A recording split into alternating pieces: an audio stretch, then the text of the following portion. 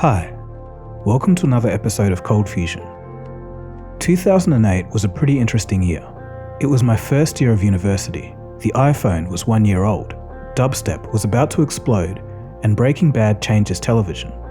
But what most people remember from 2008 was the financial disaster that came with it. The world would go through one of the biggest crises it had ever witnessed.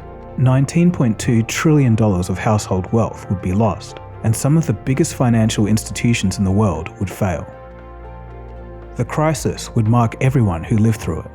Without knowing it, many have had their lives determined by this recession. From the backlash against globalization to the erosion of trust in governments, financial institutions, and each other, it can all be traced back to this point in time. Since the recession, less people are having kids, and it's been harder to get by. And I'm even talking before COVID. The 2008 crisis was the death of the real economy. After that point, there was less productivity and more money printing and low interest rates, which disproportionately helped the richest people. With the way the global economy is looking today, it's increasingly important to look back at this point in history to understand exactly what happened and the parallels it has to today. This special episode will be split into 3 parts. First, I'll take you through the setup of the disaster, then the crash, then the death of the real economy, and I'll finish with what you can do to help yourself. Let's begin the story of one of the biggest events in human history. You are watching ColdFusion TV.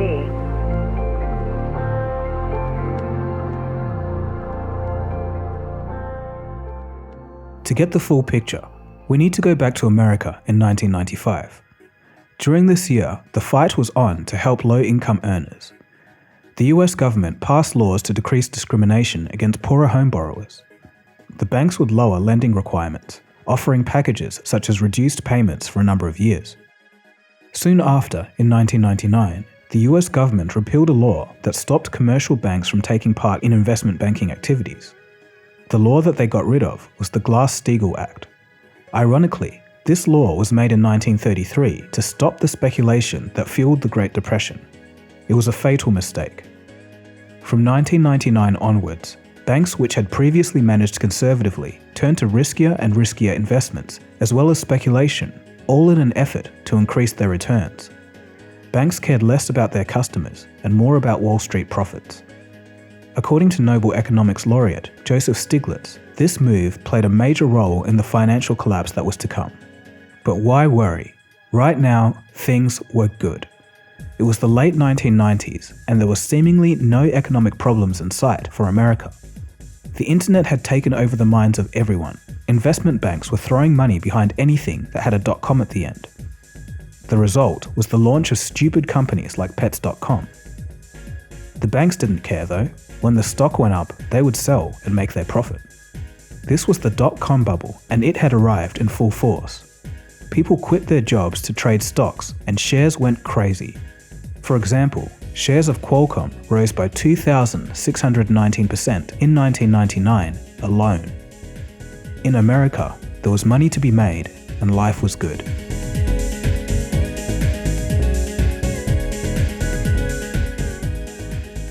But something started to happen. Soon investors realized that these internet companies had no cash flow and couldn't actually make any money, and by March 2000, it all came crashing down. The next year, the September 11th attacks would occur, followed by the Enron and WorldCom corporate accounting scandals. After these events, the public and the markets lost trust in the economy. Spending trended downwards, and it was looking like the economy was heading for a recession. To avoid this, the Central Bank of the United States, the Federal Reserve, decided to lower interest rates down to 1%. The low interest rates would increase spending and recover confidence in the American economy. With a low 1% interest rate and no systemic problems in the real economy, the recovery was rapid and economic growth was ample. Eventually, speculation started to migrate from stocks into real estate. By 2003, everyone with a good credit score and a good job already owned a home. If you were in the business of giving out home loans, this was a bad sign. To save their profit margins, mortgage lenders relaxed credit scores to get more people in the door and increase profits. These were called subprime loans. As the money flowed in and time went on, the lending standards got lower and lower and lower. Soon there were mortgage deals that required no income, no job, and no assets. They stopped checking whether the income was even real. They turned to low and no doc loans, so-called liar's loans. No income, no job, no assets, and they were still willing to lend. But help me out here. How does that make sense for the lender? It would seem to be reckless in the extreme. It was, but the key assumption was that home prices would keep going up forever. And in fact, home prices nationwide had never declined since the Great Depression. People like acupuncturist Rula Geosmus became real estate speculators. How many properties did you buy in this last 5-year period? I believe in the last 5-year period I bought about 6 properties. And what did you buy them for? For investments. If a subprime customer defaulted, it was no problem. Just sell the house because it was going to go up in value, so you're going to still make a profit.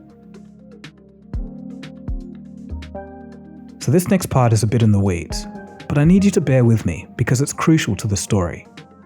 So Wall Street was looking at this situation and they saw an opportunity. You see, there were 2 groups of people that could be linked here. On the one side were the mortgage lenders, who were profiting from a newly found market. They wanted to get rid of these risky loans because they knew that these loans were junk and had a huge liability. On the other hand, you had institutional investors who were looking for ways to increase their returns. Since interest rates were low at 1%, high-yield products were off the table. The Wall Street banks had an idea, and they got to work offering the perfect high-yielding product, the mortgage-backed security. These were a bundle of individual mortgage debts sold as shares. These shares would give back the investors that bought them a safe, fixed income. Some rather devious bankers realized that they could use an old financial tool in combination with mortgage-backed securities to make unimaginable amounts of money. If they used this tool in the housing market, they could make tens of billions of dollars in just months. This tool was the CDO, collateralized debt obligation. To give you an idea of how lovely these products were, the bank that invented them went bankrupt due to a massive insider trading scandal. One way to imagine a CDO product is to think of it as a box. This box gets filled with monthly repayments from a group of mortgages and other debt, such as car loans and student loans. The box can generate income to investors who buy it. It's divided into different levels. Each level represents a different risk. A CDO works like 3 cascading trays. As money comes in, the top tray fills first, then spills over into the middle, and whatever is left into the bottom. The money comes from homeowners paying off their mortgages. If some owners don't pay and default on their mortgage, less money comes in, and the bottom tray may not get filled. This makes the bottom tray riskier, and the top tray safer. To compensate for the higher risk, the bottom tray receives a higher rate of return, while the top receives a lower, but still nice return. The aim of this was to diversify the risk, but there was a fatal flaw. Since the box had safe prime home loans mixed in with loans to people who had no job, the whole thing was risky. All of the risk was passed to investors who purchased these debt boxes. Meanwhile, the lenders and the banks profited handsomely by charging high fees. This system was a ticking time bomb. Lenders didn't care anymore about whether a borrower could repay, so they started making riskier loans. The investment banks didn't care either. The more CDOs they sold, the higher their profits. As the financial assets became more complex and harder to value, the majority didn't understand how these instruments worked. They turned to credit rating agencies for clarity. The hope was that these institutions would do their homework for them and determine risk correctly. But as it goes, the rating agencies completely screwed up. They rated these debt boxes as AAA, the highest possible rating. This signaled that they were extremely safe, good enough for pension funds and the wider economy to invest in. But there's a question remaining. Why did the rating agencies rate these debt boxes as high quality? Well, sadly, it was because the rating agencies made billions of dollars in doing so. If a bank came to them asking to rate their box filled with junk, a rating agency would know that if they gave the product the true junk rating, the banks would just go to another rating agency down the road to get the AAA rating they desired. Rating all of these boxes AAA meant that the money kept flowing into the rating agencies. This was another key component to the disaster. These false ratings would later spread America's problems to the rest of the world. Between 2000 and 2007, the subprime mortgage debt included in the packages increased from 5% to 36%. They saw remarkable success, growing from an estimated $20 billion in 2004 to over $180 billion in 2007. Bankers were personally making millions to tens of millions in bonuses. While this was going on, there were some mad scientists in the financial industry that were creating financial weapons of mass destruction. This is where things go insane, and the greed was in full swing. The final stage of the greed was the invention of the mortgage credit default swap. This was a financial instrument that worked as insurance against failed mortgage debt products. So it's an insurance contract. It is an insurance contract, but they've been very careful not to call it that, because if it were insurance, it would be regulated. This is actually the security. This is the selling document for the securities. Think anybody ever read this stuff? I doubt very many people read it. These complex financial instruments were actually designed by mathematicians and physicists who used algorithms and computer models to reconstitute the unreliable loans in ways that were supposed to eliminate most of the risk. Obviously, they turned out to be wrong. Why? Because you can't model human behavior with math. They are complex, in effect, mortgage science projects devised by these Nobel-track physicists who came to work on Wall Street. And it didn't stop Wall Street from making billions selling them to banks, pension funds, and other institutional investors all over the world. How big is the market for credit default swaps? We really don't know. There's this voluntary survey that claims that the market is in the range of 50 to 60 or so trillion dollars. It's sort of alarming that in a market that big, we don't even know how big it is to within, say, $10 trillion.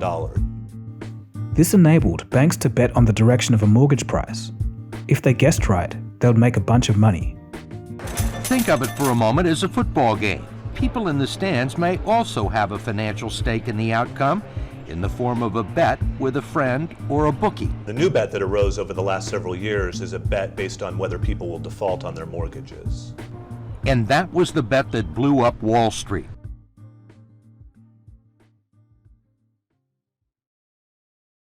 And crazier still, banks could bet on the outcome of the previous bet, and banks could bet on the bet of that bet.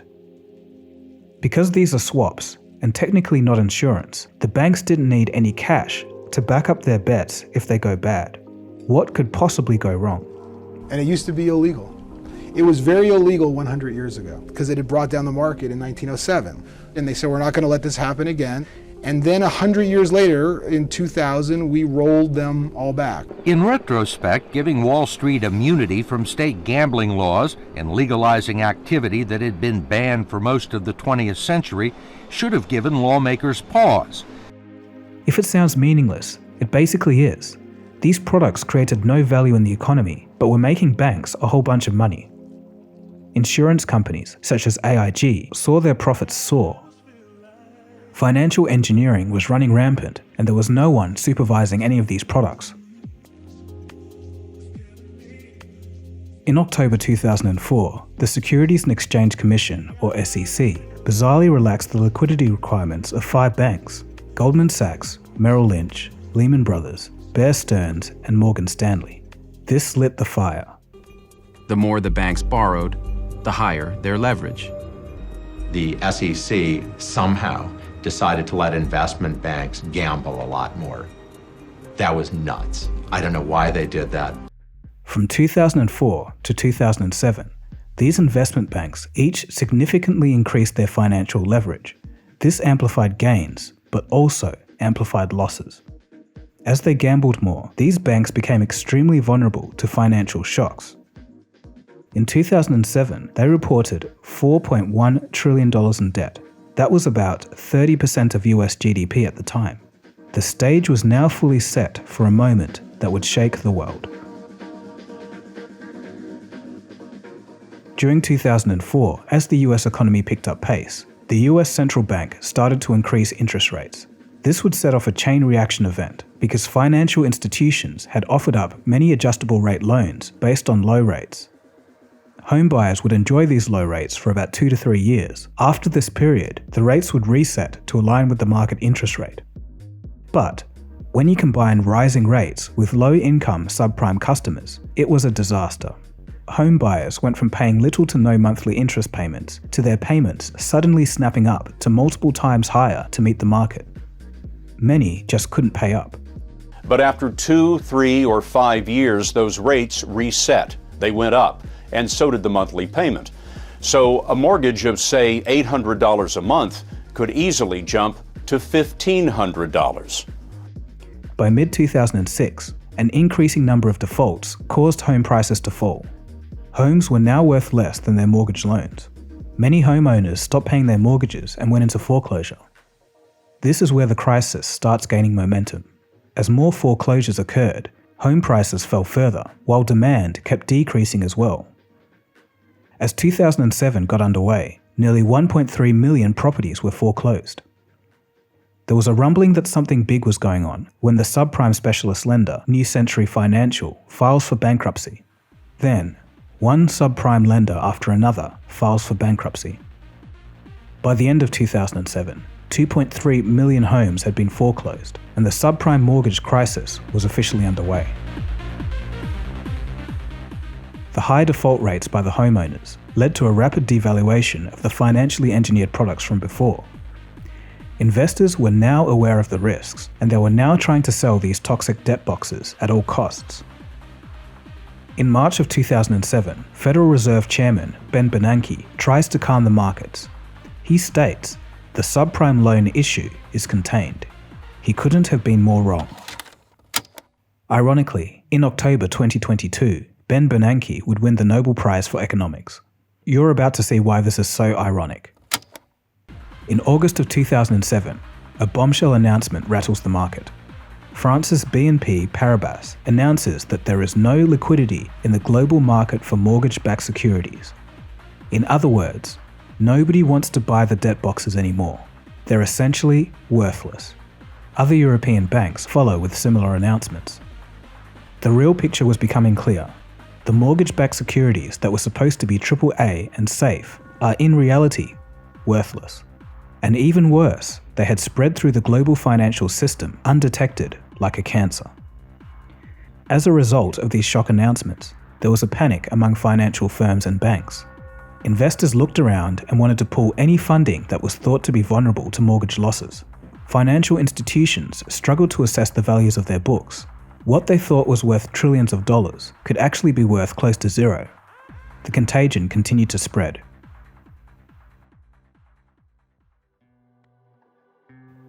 September 2007. UK bank Northern Rock was also playing with high leverage and financially engineered products, and they have to be bailed out by the Bank of England. Investors then queued to take their money out. It was the first bank run in the UK since 1866. While all of this was going on, the Federal Reserve was still clueless. They forecasted that the slowdown would be mild, stating that there would still be 3% GDP growth. Come on, guys. March of 2008 sees Bear Stearns fall. Bear Stearns was a pillar of Wall Street dating back to 1923 and was the fifth largest investment bank. The firm carried a notional market value of $13.4 trillion. So how did this number get so high? This was because they were also being reckless and using very high leverage, which multiplied their losses. Bear Stearns bet big on the mortgage markets and lost. The markets have certainly gotten worse, but our liquidity position has not changed at all. Our balance sheet has not weakened at all. And yet 48 hours later, everything changes. This morning, Schwartz said that the firm's cash position had deteriorated sharply over the past day. Questions now being asked at this hour. Loss of $3.5 billion in market value today alone. They were bought by JP Morgan for $2 a share. Just earlier in the year, Bear Stearns was worth $170 per share. Global panic ensued, and it was at a fever pitch. Lehman Brothers, the fourth largest investment bank, is being looked at as the next to fall. It was also heavily exposed to the subprime mortgage financial products. Lehman CFO, Erin Callan, calmed investors by boasting of a profit of $489 million. The stock jumps 48% on the news. But all wasn't as it seems. A later 2010 report by the court examiner stated that Lehman executives regularly used accounting gimmicks at the end of each quarter to make their financials seem less shaky than they really were. In reality, their risky commercial real estate holdings were 30 times greater than their capital. Lehman Brothers were so highly leveraged that a 3 to 5% decline in real estate values would completely wipe out all of their capital. By June, Lehman Brothers reported a $2.6 billion loss, which no amount of accounting magic could hide. Their stock falls by 73%. Meanwhile, other banks such as Morgan Stanley and Goldman Sachs started betting against the mortgage securities, which they were still selling, and they would make hundreds of millions of dollars, while investors lost everything. Unbelievable. At this time, the US had now tipped into recession as GDP fell by 2.1%. September 2008, the crisis begins to spin out of control, and Lehman Brothers collapses. This marks the largest US bankruptcy of all time. The U.S. government said it won't bail out Lehman, which last week announced more than $3.9 billion in losses. Shares in Lehman Brothers have plummeted more than 80% in 2008 alone. Everybody in the West, at least, owns, a lot of people have got pensions, and these pensions invest in stock market, and a lot of the shares are actually the shares of banks. And when bank shares get hammered, people's pensions get hammered, so everybody loses. Lehman Brothers is going bankrupt after talks to pull them back from the abyss collapsed. And financial markets from Asia to Europe are doing their utmost to prevent Monday from turning from dark to black. This is going to be one of the watershed days in financial markets history. It was a manic Monday in the financial markets. The Dow tumbled more than 500 points after two pillars of the street tumbled over the weekend.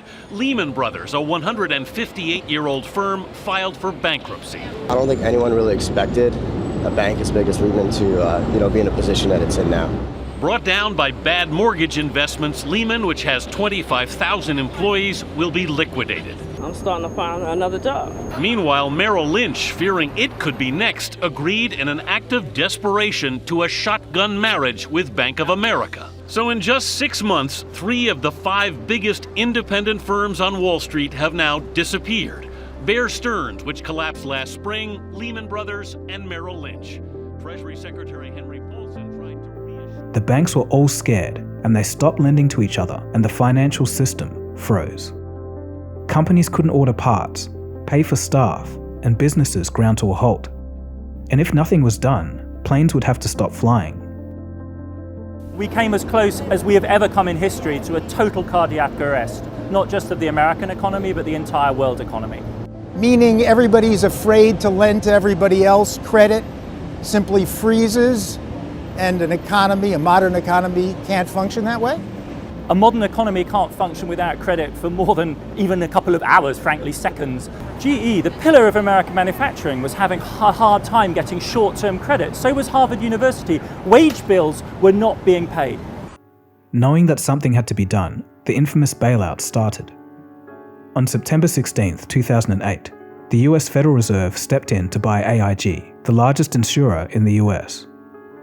While Lehman was just another bank, AIG presented a systemic risk to the entire financial system, or so they told us. It was an $85 billion loan, and this was the origin of the famous too big to fail argument. We're in an urgent situation, and the consequences will grow worse each day if we do not act. The US government gave the banks $700 billion to purchase toxic assets and bank shares to stop them from falling any lower. It did work, but the biggest banks just ended up being even larger after buying up all the other failing banks. The use of hundreds of billions of dollars of taxpayers' money to bail out these banks sparked complete outrage. It was the beginning of mass distrust in institutions and governments. The immediate result was the Occupy Wall Street movement and the invention of Bitcoin. Bailing out the banks was an unpopular move. But the other option wasn't fun either. The crash of 1929 and the subsequent Great Depression lasted for almost a decade. There's arguments to be made on both sides. As for now, the crisis was still in full swing. The Federal Reserve also cut interest rates in the hope of restoring the market. In total, during the fourth quarter of 2008, the Central Bank of the United States purchased $2.5 trillion of government debt and junk private assets from the banks. Up until that point, this was the largest monetary policy action in the history of the world. By 2009, the stock market has fallen 50% from its 2007 highs. Pension funds were completely wiped out.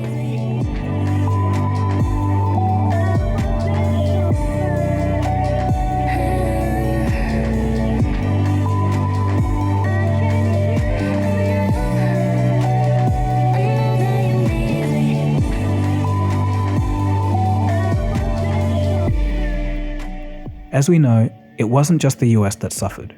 Institutions and governments around the world owned American assets. In 2008, it became obvious that the crisis was going to have global repercussions. After the fall of Lehman Brothers, banks and corporations globally began to fail.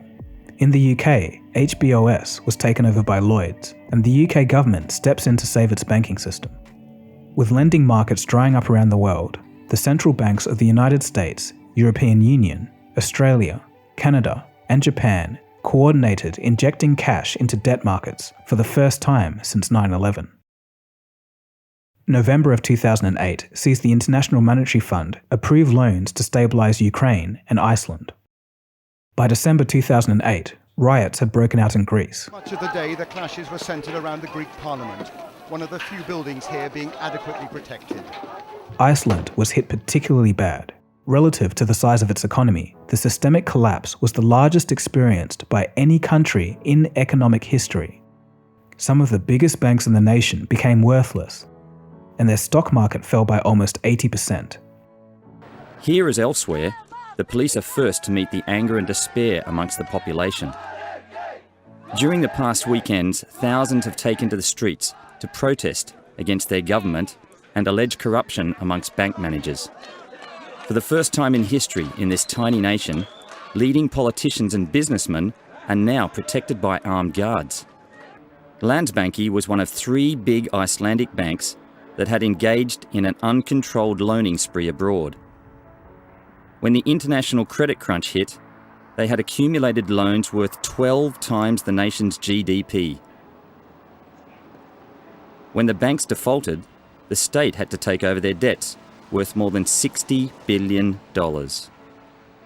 Unlike many countries, the people of Iceland actually chased out their bankers and jailed them. Meanwhile, in the United States, the top 5 Lehman executives walked away with $2 billion, and they got to keep the money. The rest of Europe was still hit hard, the results of which was the European debt crisis, a multi-year economic crisis that took place from 2009 until the end of the 2010s. Some member states, namely Portugal, Greece, Spain, and Ireland, were unable to repay or refinance their government debt. Until today, countries like Greece are still struggling to overcome their financial issues. On April 10, 2009, Time magazine declared, quote, "More quickly than it began, the banking crisis is over." But was it really? Problems still persisted. Wages and incomes continued to languish. The real economy was limping. People would be out of work for a few years to come, and by 2010, unemployment around the world had risen, hitting almost 10% in the United States and Europe. 6 million Americans lost their jobs, and 8 million lost their home. Oscar Munoz used to sell real estate. Now his company clears out foreclosed homes. I wonder, do you ever come to houses where the people are still here? Absolutely. That's really a sad situation. I'd rather not meet the people. Why not? It's not easy to come in and move a family out. It's just our job to do it for the bank. It's just the nature of what's going on in the market right now.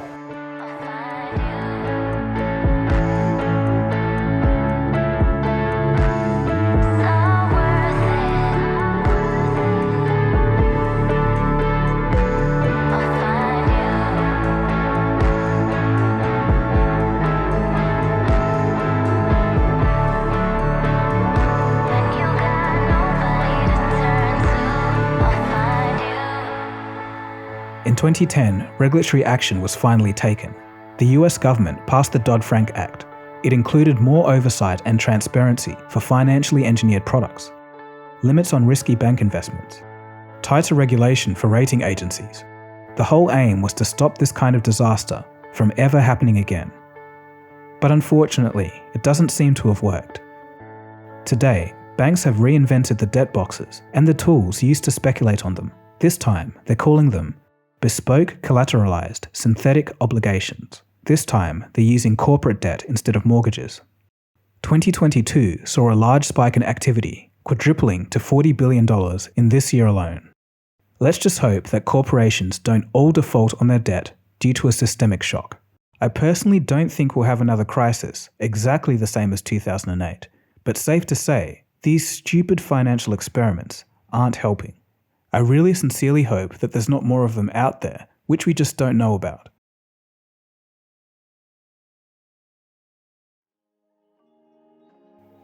So what happened next? What scars did such a disaster leave on the economy?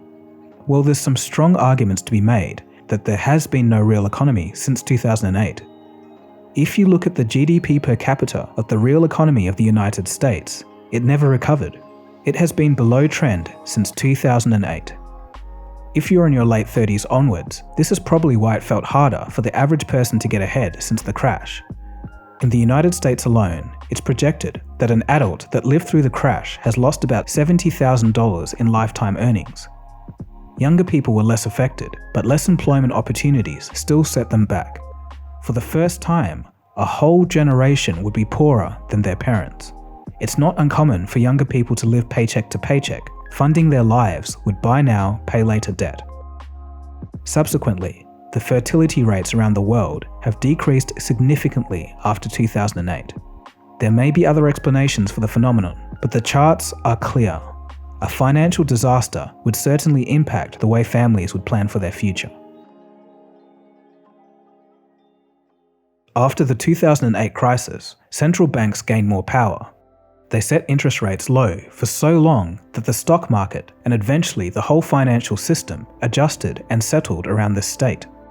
Low interest rates meant cheap money. People, companies, and governments borrowed money with virtually no interest. Investments turned risky and excessive debt distorted many markets. By the mid-2010s, these conditions had become the scaffolding for the whole financial system. Growth became dependent on central banks keeping these conditions the same. Wealth inequality exploded as those closest to the financial industry got extremely rich, while the rest of the general populace stayed the same. By the late 2010s, many economic commentators were referring to this as the everything bubble. First it was stocks, then it was housing, then it's the debt market now, which controls everything. This next point is key to really understanding the death of the real economy. Economic productivity. This is the measure of how much stuff you get out from the resources that you put in. Since 2008, it's been severely injured. Due to zero interest rates for so long after 2008, the investment that would have gone to productive areas of the economy catapulted into riskier sectors. The real economy just didn't get the capital it needed to innovate and develop and do things more efficiently. Low economic productivity affects real wage growth, living standards, and quality of life. Even former Federal Reserve Chair Janet Yellen called it the, quote, most important factor determining continued advancements in living standards. This is why, when our leaders told us that the economy was booming in the 2010s, it really didn't feel like that to many people. Productivity was gone. It's a missing piece of the 21st century economic story that's often left out. Then we come to 2020, and the pandemic saw central banks respond much quicker with a lot of force, printing trillions of dollars as the economy was slowing to a halt. There's no denying that this mitigated the pain. But was this an overreaction? Many think so. Economic professor Jeremy Siegel called it a monumental mistake. Regardless, the stock market loved it and vaulted to all-time highs. Then, investments into risky assets like NFTs shot up. Eventually, there was too much money in the system and not enough goods, and the prices of everything started to rise. Aside from the fallout of COVID and the war in Ukraine, a component of inflation today comes from the actions of central banks. In the latest stage of this roller coaster, central banks have panicked at the large inflation and have started raising rates. This was to slow down the economy and reduce demand, and this is supposed to bring down inflation. But as stated, low rates and easy money had become the scaffolding of the financial system. Raising interest rates reverses these conditions that the financial system was used to. This is why, as soon as interest rates start rising, everything seems to be falling apart. Stock markets are crashing, and companies are laying off staff. The whole system just isn't used to a normal interest rate environment.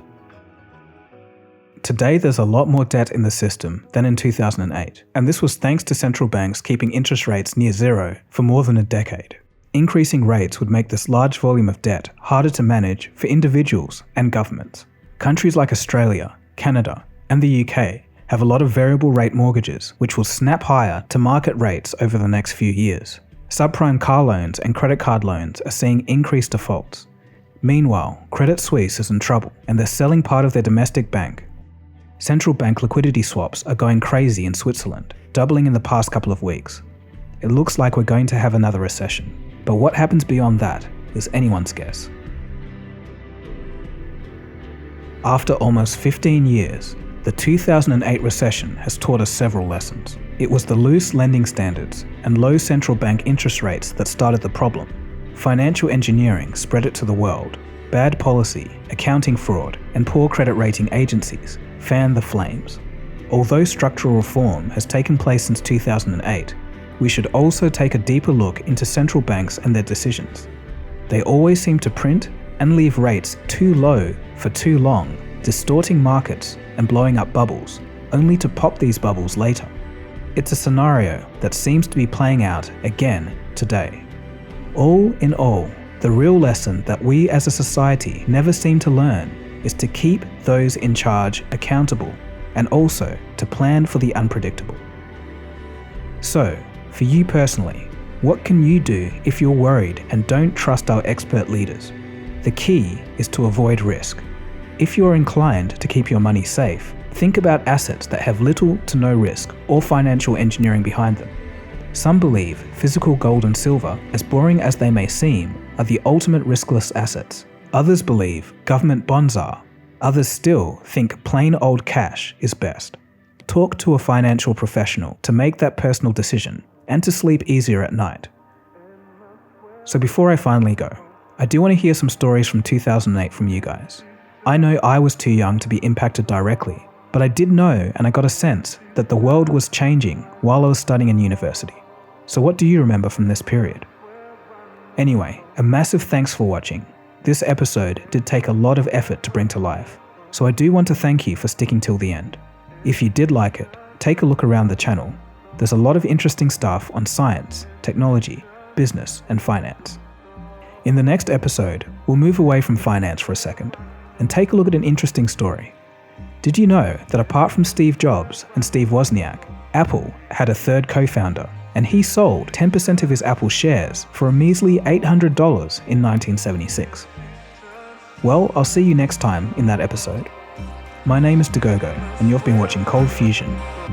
Cheers, guys. Have a good one.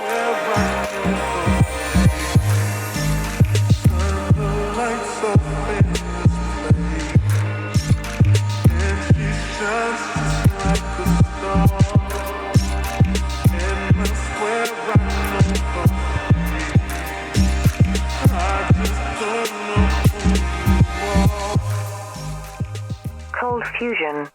It's new thinking.